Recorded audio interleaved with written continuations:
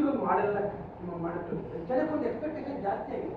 ಹಾಗಾಗಿ ಆ expectation reach ಆಗೋದಕ್ಕೆ ಯಾವುದು ಅದನ್ನ ನಾವು ಮಾಡಬೇಕು. ನಿರೀಕ್ಷೆ ದೊಡ್ಡದಿದ್ರೆ ಅದು ಒಳ್ಳೇದೇನೆ. ನಾನು ಅದನ್ನ ನಮ್ಮ ಕೆಲಸ ಇಲ್ಲ, ನನಗೇನು ದೊಡ್ಡದು ಅಂತ ಅನಿಸ್ತಾ ಇಲ್ಲ. ಯಾಕಂದ್ರೆ ನನ್ನ ಮನಸ್ಸಲ್ಲೂ ಕೂಡ ಯಾವ ರೀತಿ ನಮ್ಮ ಮೈಸೂರಿಗೆ ಮತ್ತು ಕೊಡಗು ಕ್ಷೇತ್ರಕ್ಕೆ ಇರುವ ದೃಷ್ಟಿನೂ ಕೂಡ ನಮ್ಮದೇ ಇದೆ. ಮತ್ತು ಕೇಂದ್ರ ಸರ್ಕಾರದಿಂದ ಎಲ್ಲ ರೀತಿಯ ಸಹಾಯವನ್ನು ನೀಡ್ತಾರೆ. ಮತ್ತು ನಾವೆಲ್ಲರೂ ಕೆಲಸ ಮಾಡ್ತಾ ಇರೋದು ಆ ಶ್ರೇಷ್ಠ ಒಂದು ವಿಕಸಿತ ಭಾರತ 2047ಗೋಸ್ಕರ. ಸೊ ಆ ನಿಟ್ಟಿನಲ್ಲಿ ಮೈಸೂರು ತಮ್ಮ ಸ್ಟ್ರಾಟಜಿ ಏನು ಅಂತ ನಮ್ಗೆ ಗೊತ್ತಿದೆ. ಆ ಒಂದು ನಿರೀಕ್ಷೆಯೊಂದಿಗೆ ನಾನು ಕೆಲಸ ಮಾಡ್ತೀನಿ.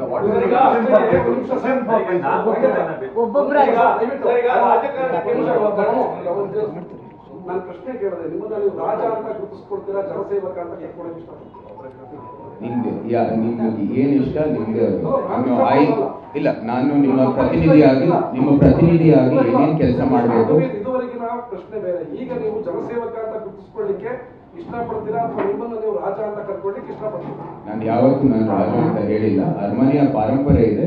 ಆ ಪಾರಂಪರೆಗೆ ಸಂಬಂಧಪಟ್ಟಿರೋ ಆ ಸಮಯದಲ್ಲಿ ಯಾವ ಯಾವ ಪಾರಂಪರೆ ನಡೆಯುತ್ತೆ ಆ ಸಮಯದಲ್ಲಿ ಒಂದು ಅವತಾರ ಇದೆ ಅರಮನೆಯದು.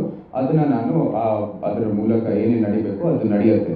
ಆ ದಿನ ಬಿಟ್ಟು ಏನೇನು ಕೆಲಸ ಇದೆ ಮೋಸ್ಟ್ ಆಫ್ ದಿ ಇಯರ್ ನಂದು ರಾಜಕೀಯ ಅವತಾರದಲ್ಲೇ ಮುಂದುವರಿಯೋದು. ಒಬ್ಬ ಸ್ಟೇಟ್ಸ್ಮನ್ ಆಗಿ ಅಥವಾ ಒಬ್ಬ ರಾಜಕೀಯ ಅವತಾರದಲ್ಲೇ ಮುಂದುವರಿಬೇಕಾಗಿದೆ.